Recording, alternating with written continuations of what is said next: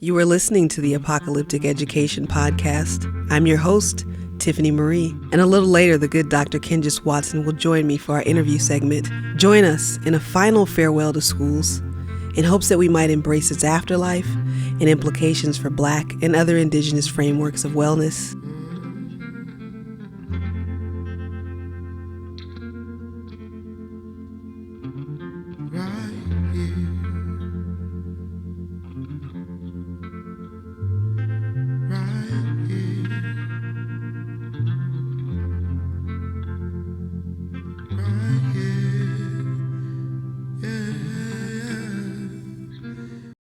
There's so many here, so many. The love, the joy that is in this space right now. So many. I mean, I just want to say thank you to each and every one that has come into this space with us. Welcome. Welcome. I want you to know that the inspiration that you've given to us, the inspiration that you've sent through us, the knowledge, the wisdom, all of those things we are so, so grateful for. That you continue to hold our hand, to guide us, to whisper to us in the night, to speak of your love for us, to speak of your hopes for us, and for those that are coming after us. Wow. How we thank you. How we rejoice being here with you.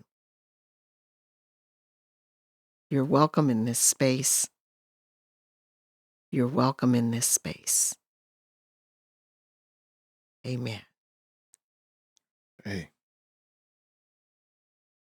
Well, we're here with two very important people in our lives, and we on the green couch. So our mommies are here, and they're going to interview us today. So it should be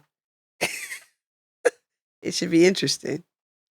I'm going to introduce my mommy here, Sheryll Marie. That's all I'm going to say. Okay. It's great to be here. And that's my mom, Terry Laverne. Hey, I'm really excited to be here because I love surprises. And this is wonderful. Thank you guys for having us. Thank you for being here. Thank you. So, we're going to interview you, and we haven't talked about this very, very much other than to say that we're going to interview you. So it's going to be really exciting. I know a lot of people don't know, our background, our history. So really, let's start with a little bit of that, just a little bit of how it is that you even decided that you wanted your moms to be here. Let's start with that because I'm interested in that myself. Right? Can we do that? That's please? brilliant. That's dope. Uno reverse. That was nice. How did we I was just thinking about that before We were started thinking this. of ideal podcast guests. Yeah. And we were like thinking of all these people that their work have impacted our lives. And then we already been thinking about, we wanted a parenting episode, parenting through the apocalypse. And so we had already talked about these people. And we were like, no, but our parents need to be on the show. Those are like the wisest people we know. Mhm. So why wouldn't we interview them? And then we had a better idea. Mhm. Y'all can interview us. Well, I love that. Especially since, like I said, I do love surprises. And I just want everyone to know that this is one of the big, isn't it? surprise. This is a big surprise. I mean, really, ooh. So, first of all, I want to say to everyone that I love these two very much. And I love Sheryl. She's an amazing person. And I am honored and humbled. I told you, Tiffani, I'm honored and humbled to be here and to be a part of this and to even to question, what it is that you do, to ask you questions about that.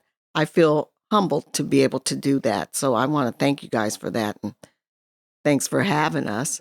I know, Sheryl, you had said you have some questions about apocalyptic education. So why don't we start with that? Right. Why don't we start with that? Let's start with me. Okay. Yeah. All right. I would say, I guess I kind of want to ask the questions in a particular order, and I didn't write them in that order. I guess the first question I would have for you two is if you can think back, around what age would you say you were when you knew that teaching was your calling?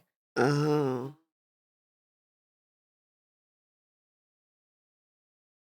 That's a great one. I'd say probably like 14 Hmm. is in the church. And I was, I think it was like 14, somewhere between 14 and 16 when I was teaching Sunday school. And there became, I don't know how, I feel like somewhere in my spirit I was kind of put up there of like, because of the questions I was asking of like, well, then you teach. That's somewhere in my body is that memory. And so I did. Yeah. I don't know if it came from the best place of like putting me out there in front of people, but I did. And I remember that there was a request and desire for me to continue and not that teacher. And that was powerful to me because these were fundamentally folks who actually weren't really buying what was being taught in Sunday school anyway. And so I think there was something powerful to me about seeing them resist one way of teaching and then embracing me. And these weren't people I was like necessarily friends with either. So it wasn't like it was a it seemed like genuine interest.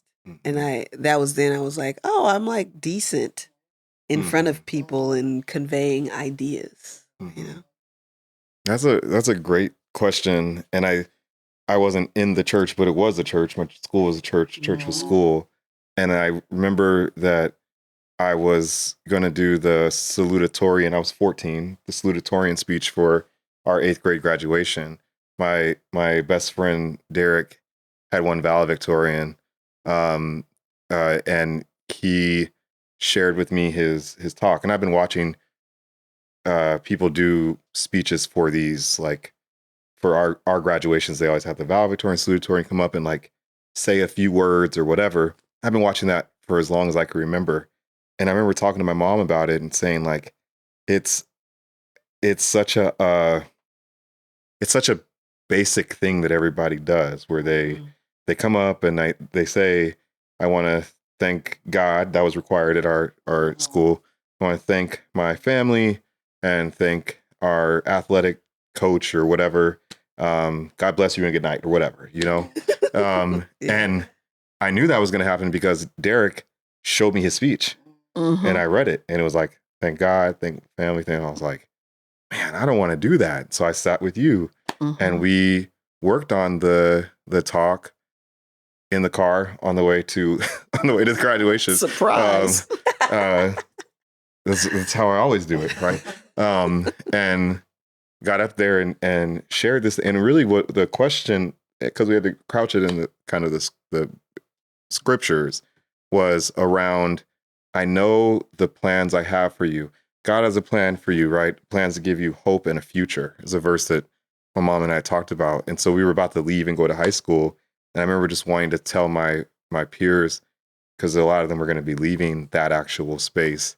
And I was sad about it, but I remember saying like, I want to pitch it around this like idea of the hope in the future and living a life of purpose. So I did that and again had like good response and people never heard that kind of thing. Had some humor in the talk, and then Derek, because he's a valedictorian, came after me, got up and he was like, first I want to thank God and my family, and everybody lost it. And that's when I was like, oh, I could fuck with people You did. in this place in a way that I could say truths, and it felt like really a comfortable space. Mm-hmm. That's something. I remember that. I remember that because the way that speech went. But that's cool to know that that's when you thought about teaching, reaching people in that way. Realize his power, his Yeah. connectivity. So actually, Tiffany, I remember you teaching much earlier than that. I remember you teaching at 7 years old. And that little boy in your class, the teacher stuck next to you because she couldn't get through to him. And you were able to get the lessons and get through to him, have him calm and sit down. And so that's what I remember, much younger. And I don't remember that. Was it Nicholas? Was the little hyper boy in your class? Yeah. I wonder where he is. Calming down the hyper kids, huh? Yeah, getting them to do school. Getting them to school better. Okay. Don't do me like that. It's too early in this interview. You have a question? Well, I know I've heard a lot about apocalyptic education. And I know that for most people, particularly people, close to our age, 32, 33.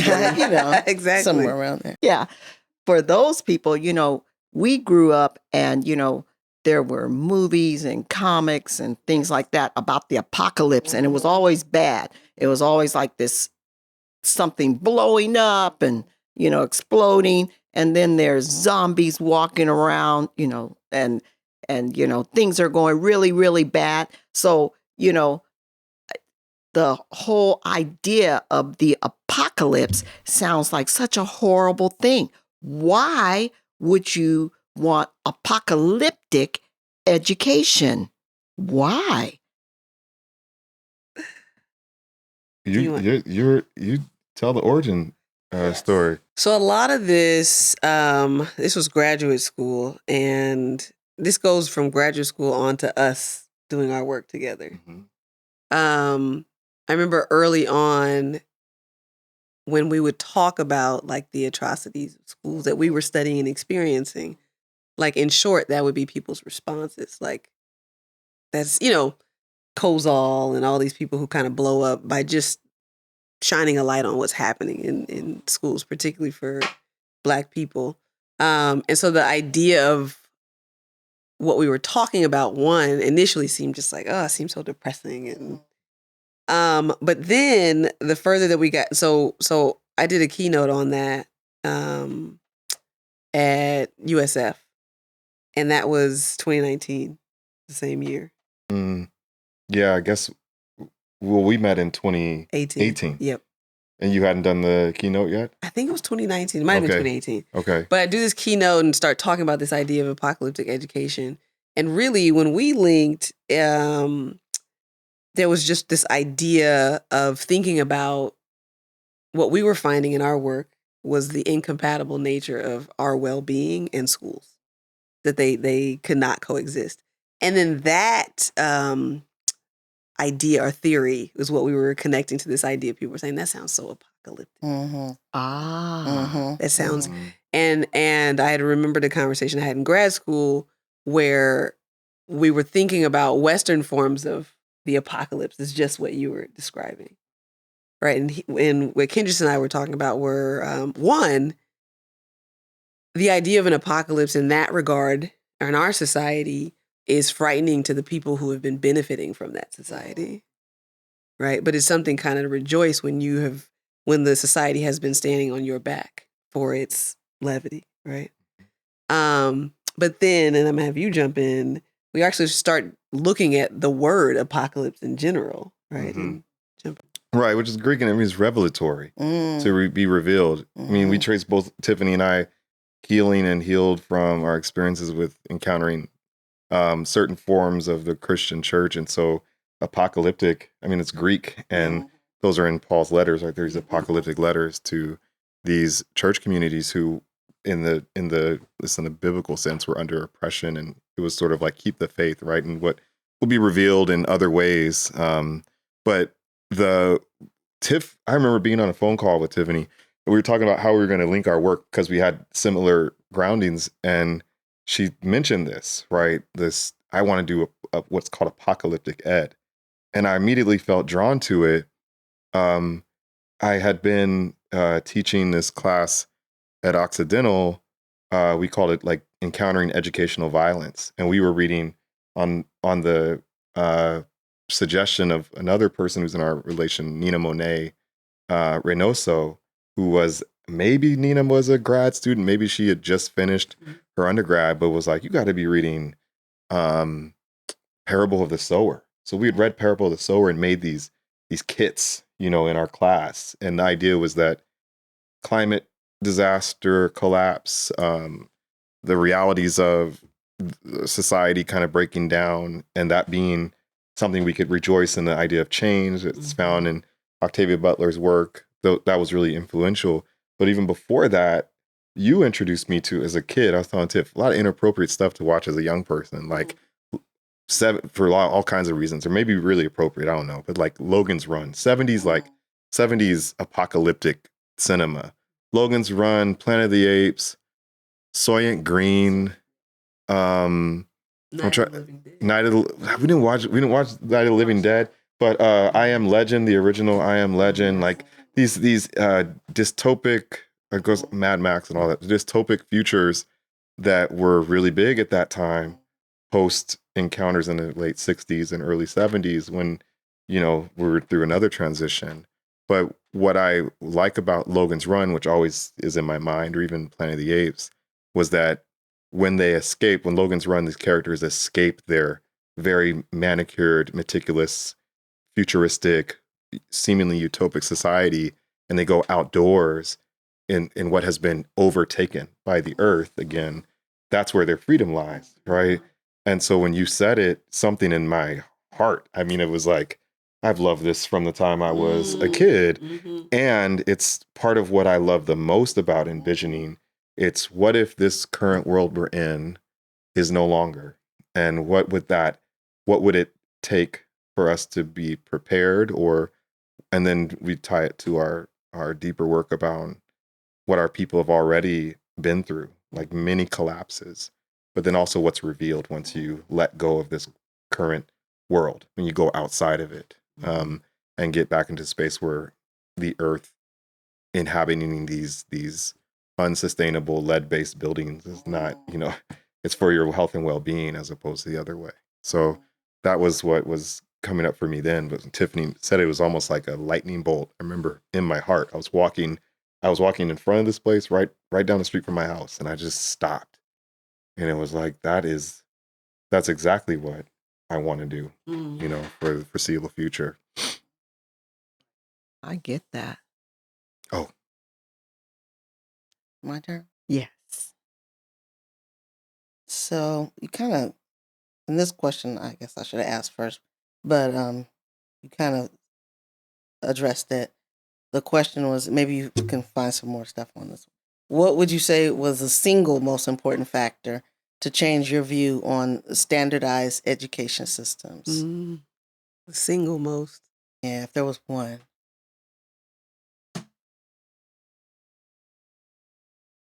I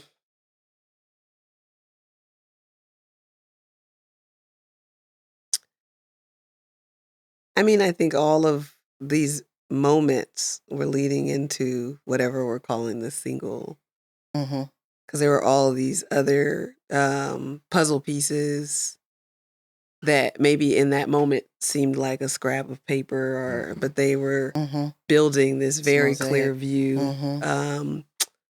I think it. I mean, in my body, it's when Grandma Net died, and just the whole context of it, of like my brother texted that to me, and I was and I saw it. I saw the text. It was a Tuesday, and the text said Grandma died on Sunday, and I read it right before I was going to teach. like my students were waiting, and then I went and taught. And I went and taught. And it was kind of that time of going to Arkansas because we thought she was going to be buried here, and then going there. And there was just a very, like, my body felt like home when I landed. And I had not felt that. I don't remember that feeling. So there was something about going there and being there that felt like this memory in my body. And also looking at, I remember kissing her corpse, trying to use that language more now, and looking at her in the ground, like the casket. And that hit me when she died and Auntie Ruth died, and going back to that same plot. There's something Same place. powerful about going to that exact same plot where everybody's buried. Because my Uncle Lewis, I knew then when we buried her that he had bought his. And that concept was sticking with me then of like, you are going to be there someday. So what does the in-between mean? So it was that event. There wasn't like a moment, but it was that event that was so revelatory. It was the literal ending of something that unveiled like such a new, it's like, what am I doing? I think every educator hopefully reaches like, what have I been doing this whole time? Yeah, I think it's hard to, in a similar way, think of like one moment, but I think it was the accumulation of a constant theme, and we were talking earlier about ritual and rites of passage, and how if you do something over and over again, not expecting a huge result, but just the practice of something over and over again, and eventually thinking as athletes, because I know Tiff was a former basketball player, played football. It's like you do a certain activity, eventually it kind of pops and you have your moments, like a flow, And I think that I would, in a similar way, think about the ritual of doing certain things inside the context of school that showed me its death and its inability to be resuscitated into something different, even though the practice was formulated and attempting to do something very different with this tool that had been done in a harmful way. So there's like that spread across my life, with kindergarten and running away from my school in kindergarten because of how violent it felt, and then being brought in and beaten by the principal, and beaten by the principal, and beaten by the principal. And this was a place that we thought was supposed to lead towards a better life, right?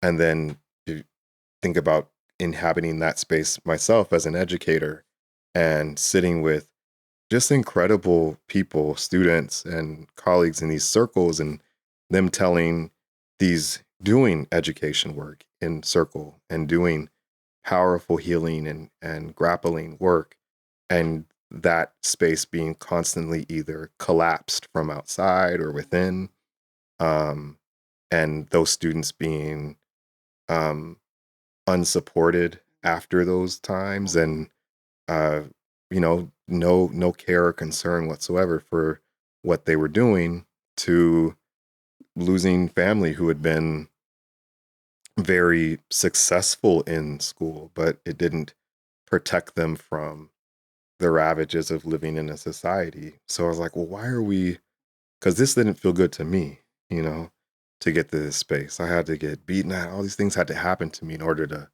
be where I am. And to a certain extent, that's happening to young people I'm working with. I had a student, the year that we wrote Apocalyptic Ed, a student died at the school I was working at Occidental. And she was 19. And she had told me a few weeks before she actually died that she felt that Occidental College was killing her. And I had gone back into my ritual of, well, let's create a safe space for you here. How do we make this place better for you, all these things that I'd been doing to that point for 10 years and had also gone through as an undergrad. So I thought I was doing the practice. And in fact, me doing that, I felt and still feel complicitness in accelerating whatever was happening. Because if you make a space bearable when it is in fact the place that's harmful, what does that mean for the person when they say they cannot take it? And then we lost another student right after that to suicide, who was sending similar messages about the place. So looking at my students, their peers who had survived these events and not having the tools to, did not get the tools from the school or any of my schooling to address the grief, to do the death work, to imagine something beyond them joining some nonprofit somewhere, or doing some kind of organizing or whatever. And then at best, they become me or something like me. And I think there was the accumulation of all those moments that as we were doing this work that have crystallized it. I mean, the telomere work just was a part of it was almost like the afterthought of it. For me, it was the beginning. We talked about telomeres. It was shocking to me. Found that out about how being an educated Black man, particularly in spaces where I had always pushed you toward, and then to find out that all of those microaggressions were shortening your telomeres and causing you to have a shorter life, it absolutely shook me to my core. I thought, what have I done? So now hearing, the things that you have spoken about apocalyptic education, I'm beginning to see that for me, it sounds like what you're talking about is love and learning blended together in such a way that they cause growth. But it's not schooling. It's different because schooling is violent. I mean, I think about how now, the things that happen at schools, how we we've gotten used to the violence that is in school.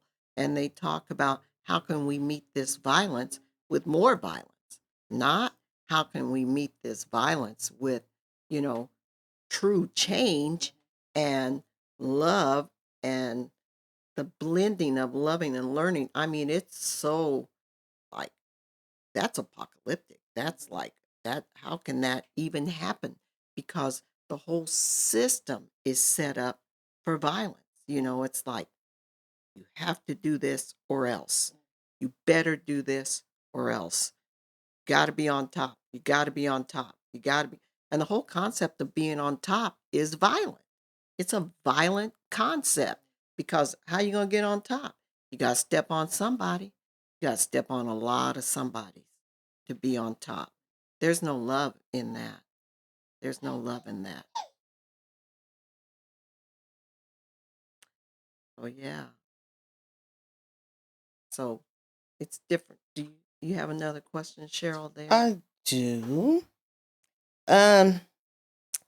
If you were gifted with an abundance of resources and offered the opportunity to change your career path, where would you go?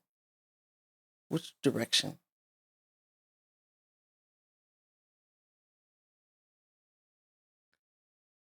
Well, I was thinking earlier about this incredible crew we have with us and whether or not they could help me do a puppet show.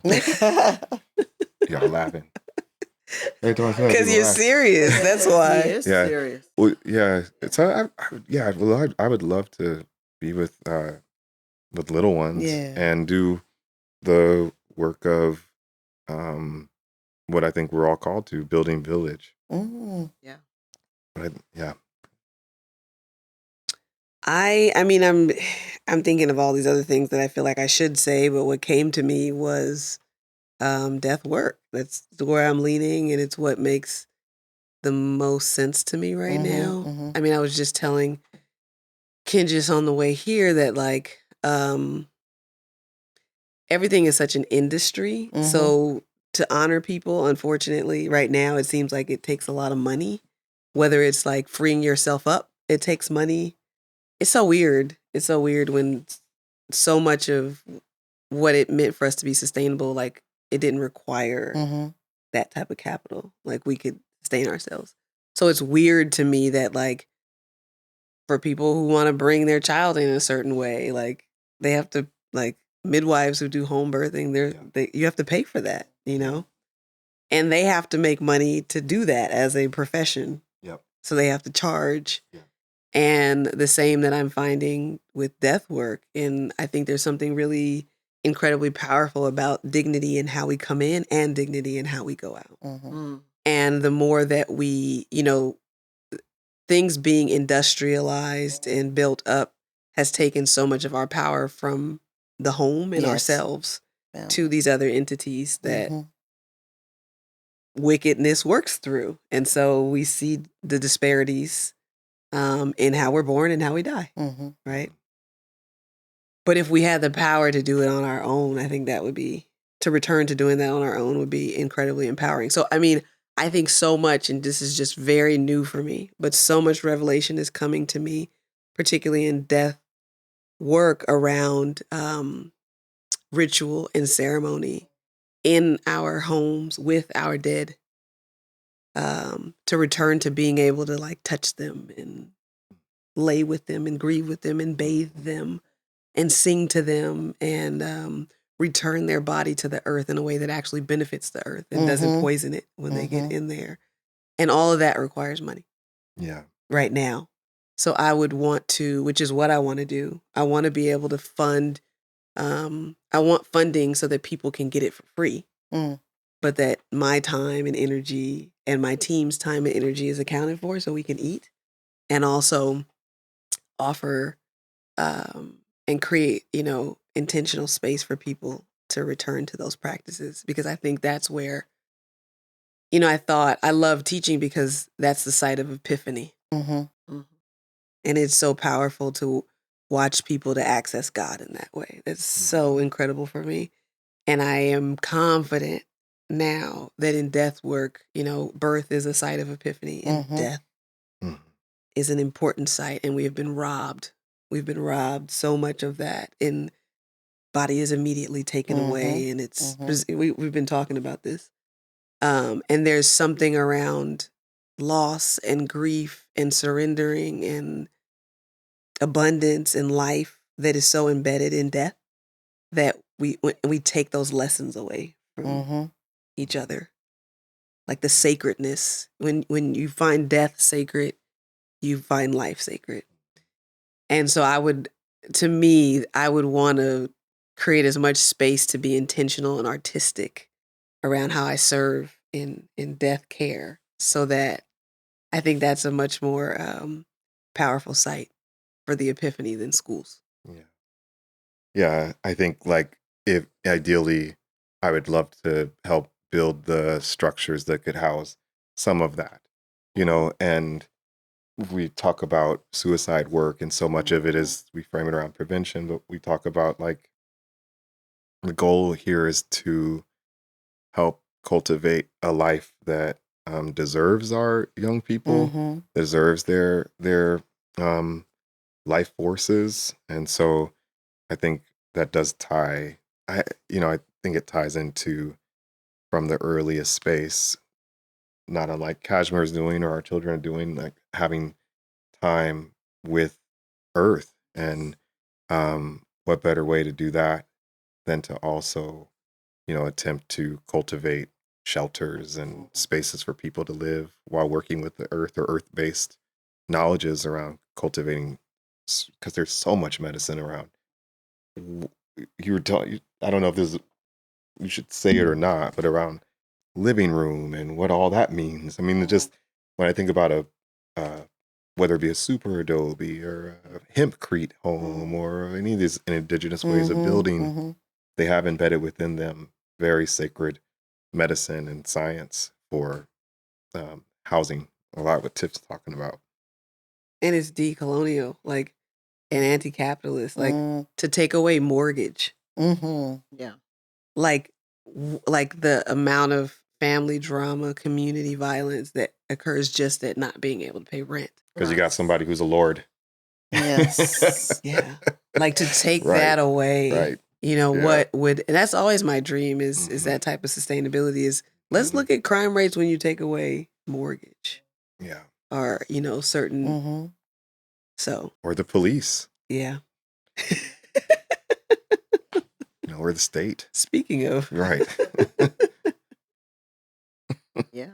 That's going to be a whole different kind of apocalyptic, isn't it? what else y'all got? Kenjus is about to walk us into. I just have one more question, and it's like a multi-part question, of course. So, given the opportunity to start your own schooling system, which framework or frameworks would you use for, I don't know, different age groups if necessary? And how would you engage parents to encourage their participation in the schooling process?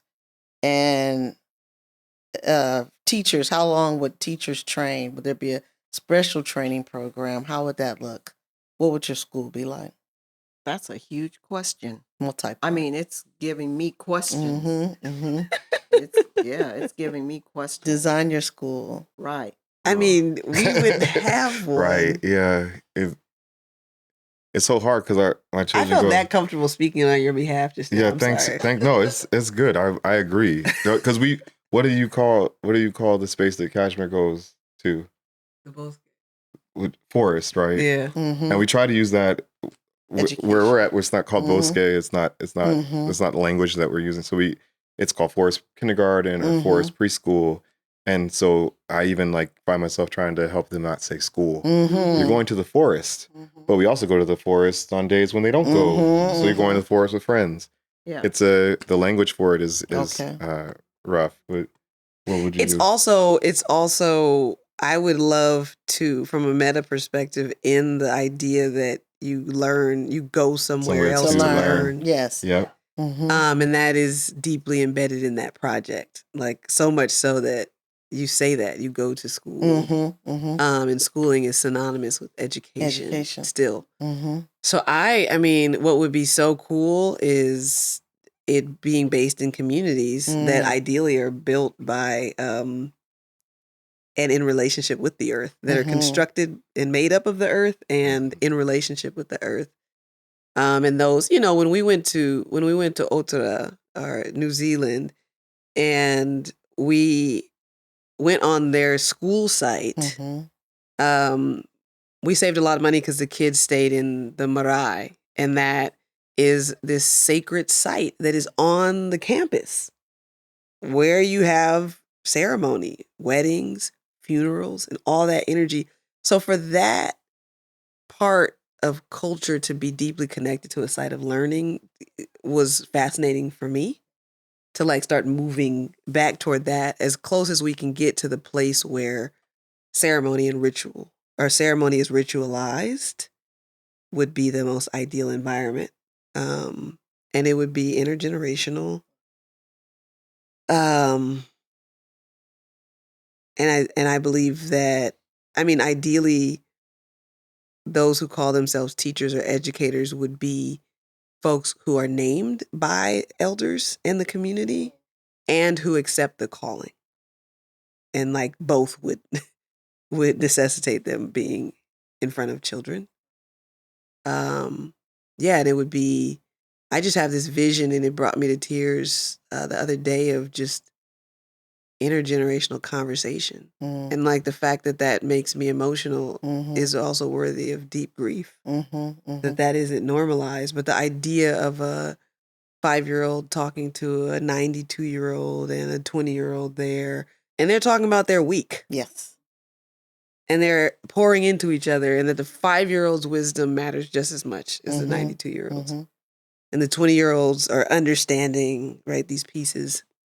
So I don't think it would necessarily be in a building or made professional. It would be the practical and the mundane. It would be the everyday in my dream. Mm-hmm. All right. So it would begin for me prior to uh, conception of a new life. You were talking about a baby. Mm-hmm. Like there would be community gatherings and framings around that, and the work of the education, which is the life of the village and the community, would be around helping young people, and especially because we're at this place now where I don't, we've gone through rites of passage, we've gone through initiations. Those haven't necessarily been intentional. So we have healing to do just around that fact. But let's say we're working with folks who are doing that, then we are engaged in helping young people go through the we're just talking about like life force. Like what's our spirit? We're doing that with our daughter right now. What's the what did you come here to do? What's your purpose? And that evolves and unfolds. And then what's this terrain that we're on, and how is it different than what was our terrain, and how do you show up for that course to the cycle where you're at? It'd be beautiful to frame it through sunset or sun rising, midday, sunset projects, people, relationships, spaces.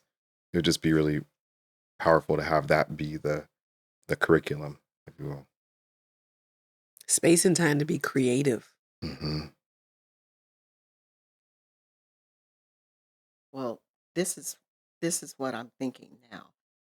Have a lot of people that will be listening or seeing this, and they're part of the school system. They're in there, but their heart is yearning for something more. They've been looking for something more. We don't have that space yet that you just spoke of. We don't have that. But what can you tell them to begin to do in the space where they are now to, like that little bit of water that begins to flow and causes, change to come, because that little bit of water just eats away and erodes the ugly stuff that's there. What can they do as an individual to begin to bring this vision to pass? How can they? What can they do? What can you think of? Or have you thought of that? Because we want, even in all of this and talking about all of this, you know, we want to bring hope. We want to bring, something that says, we're, begin to do this, begin to say this, begin to pray this way, begin to reach out this way. What can you think of that would be helpful?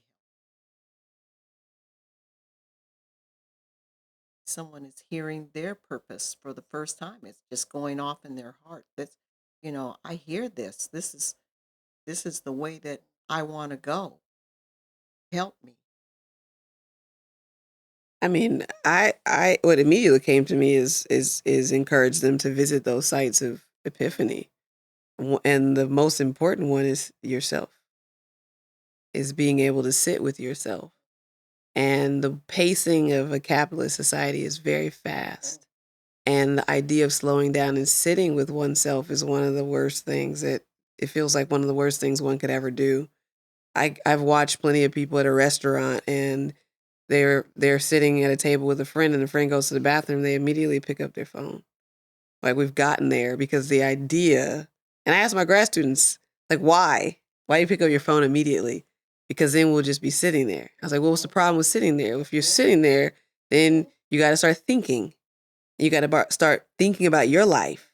And you got to feel that in your body, right? And so the pacing of Instagram and all these other sites, it's so fast to keep up with capitalism, so that we get further and further away from the rhythm of our heartbeat, of its alignment with the earth. And it's so scary to sit with yourself. It's so scary to be by yourself.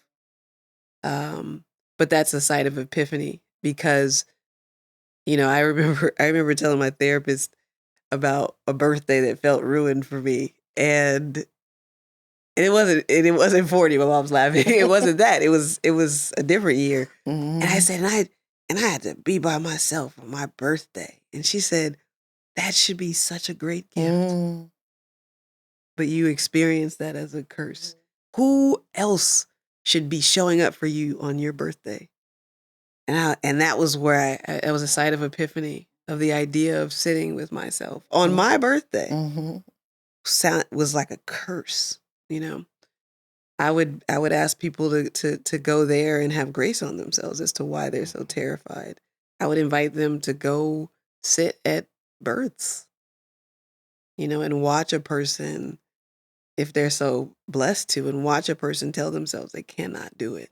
I can't do it. I can't do it anymore. And your body is like, you have to, and you will, and it'll be fine. To watch that, to observe that, to be in the presence of that. And I would invite them to sit and watch and experience, if they are so blessed to, someone's, you know, the same way when you're waiting. I remember when Cashmere came out, just waiting and waiting for that first sound. The inverse of that, of being blessed enough to watch the last breath, you know. So I would invite them to those sites of epiphany, because that is where you have access to your sacredness, to your purpose, to your, you know, if you can just sit long enough.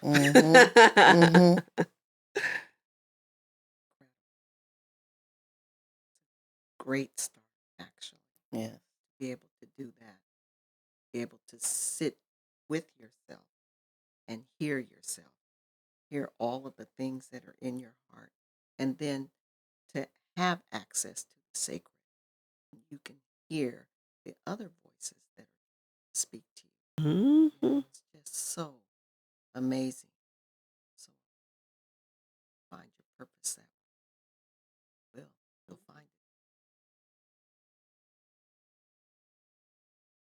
I don't have much to build onto that. I think that we've been asked to do just what you're saying, and I think that's usually the approach if we're offered the latitude that we want to take. I think the translation of that to like other folks is that idea of when you ask someone, how are you doing, and they respond, well, how are the children? When we talk with educators or folks who are in these spaces, when we really ask that question, most folks would answer that in a very, if they're grounded in doing that. We've heard so many educators are there because if I weren't here, who would be here, right? But you're just like, well, how are the children doing, even with your presence, with all of that work, with all the sacrifice and all of the things that are going on? How are the young people? How have they been for years? And that might start to lead towards some dissonance. And then the usual question is, well, then what do we do? Where do we go? And I think that like that sacred, that intuition that we're talking about, that we're all born with, and that I believe we come here with medicine to offer, can be what we rely on. So I always say, like, when you're in these spaces, get with the community, get the healing. Maybe not fast, but like get the healing so that we can show up for our purpose. It's so important. I think, knowing ourselves is really important. I think that when we know ourselves and we learn to love ourselves, that's something, that I've been thinking about, is how myself, who I really am, that myself loves me, and myself, wants to know me. We want so that my actions and my heart are the same. That's what I want. I want my actions and my heart to be the same. So it requires work. It requires that I do sit with myself, and it requires that I forgive myself, for places where my actions have fallen short or have been purposely awful, that I forgive myself for those times and those spaces, and that I love myself. Because in loving myself, then I open myself up to knowing how to love others. Mm-hmm. And that's so Yeah, education, I feel like, or the field of it, I should say, is very what do I do? You know? And I think a powerful response is you just you you don't do, you be. Mm-hmm. 'Cause that's really hard. It's really hard. This has been great. I have no other questions for you all. well. Thank Do you. you guys have anything that you want to say in conclusion today? They wrapping it up. Pretty Yes. They much. wrapping it We're up. wrapping It's it time. up. Yeah, we could. Well, I wanted to ask you all a question. Oh, Plot twist. yes, another one. Please do. How are you healing into your eldership? Mm. And what advice, not even advice, what from that journey would you feel comfortable sharing with us and others? You want to go? Yeah.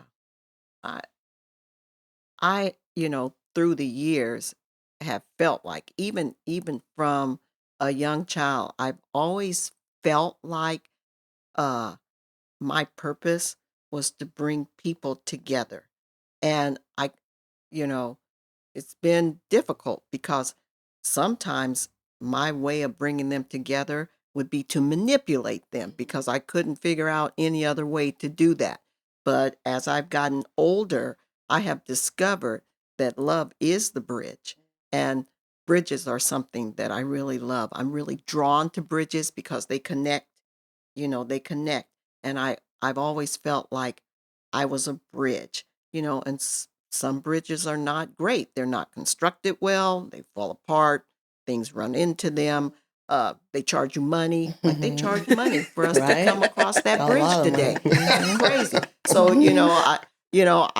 I view bridges that way, and I think about myself. I think about my own heart, my own purpose in life, and as I'm going into eldership, I'm seeing that my purpose has not been my purpose.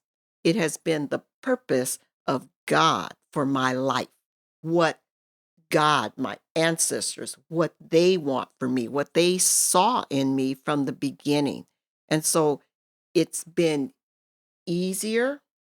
It's been easier. I am learning not to push, not to, not to try to construct a bridge out of nothing, or not to, say, I am the bridge. No, none of that. None of that.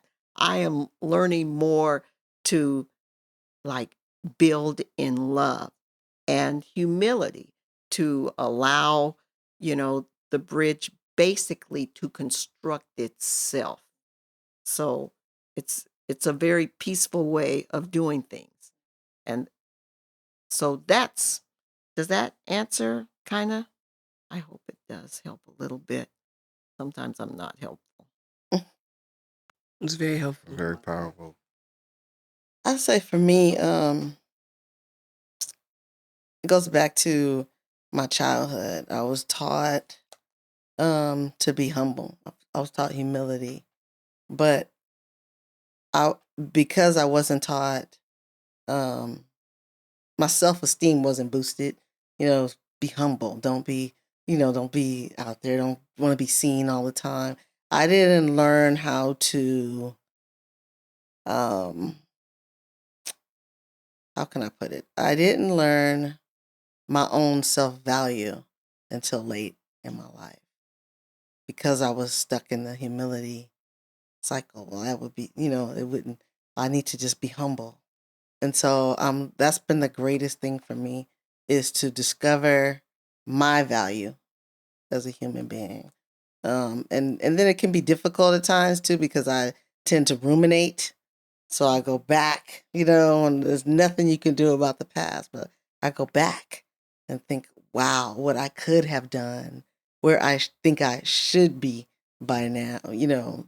Not doing that so much anymore, but that was a big thing for me, a big problem. While I would ruminate on what coulda, shoulda, woulda, if I had done things differently. So I just learning my value, um, that I do have value, that that um,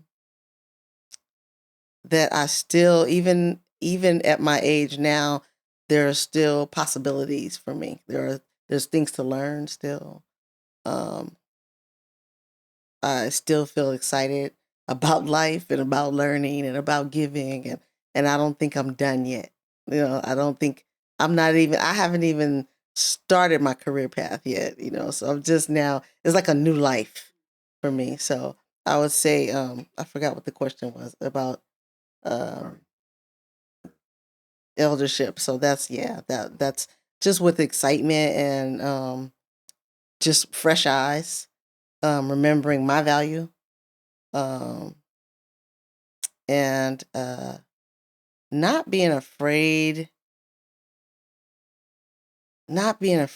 to explore and to see and to continue to build on that learning thing, but not being afraid. I had a lot of fear, about the unknown, and um, because I was bogged down with a lot of things, a lot of weight as a younger person, it created fear. And so I'm now beginning to break free of that and become almost fearless, not afraid to try new things. So that's the most exciting part about it for me. I love that. And I love that word, fearless. Yes. That's awesome. Girl, we got to hang out. So, right? I think so. We got to hang I'll out. come down there. Yeah, let's do that. Well, before I'm they all for it. Right. plan that, I think I want to ask a closing out question. Mm-hmm. What do you want to, I mean, I don't know what it feels like. We don't have adult children, and you're looking across at these people that you used to change diapers and held us when we were falling throughout life. Um, and you kind of are looking at us and where we are and the risks that we've been taking, you know. What do you think of what we've become? Wow. Yeah. Phenomenal. Just phenomenal people.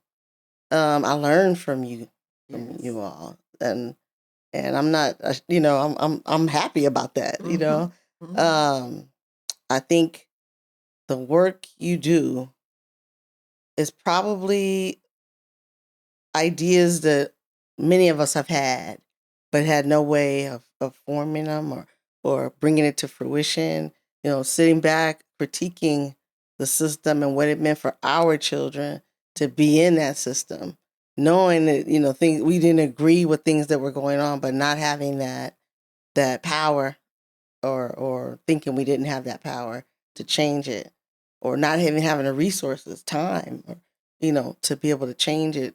And seeing you do that work is so rewarding.